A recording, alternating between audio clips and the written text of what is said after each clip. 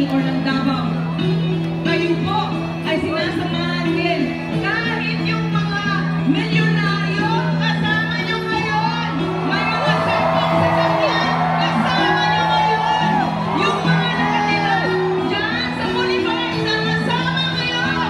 Yung nakatira doon sa Kabangkian, kasama nyo ngayon. Sama-sama tayong lahat para kay Tatay Digong.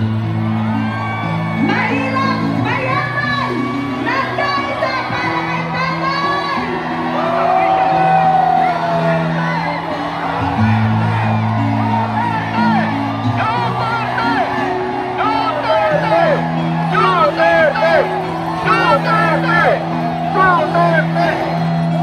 So, hindi totoong walang nagmamahal kay Tatay Digong. Totoo ba walang nagmamahal sa kanya?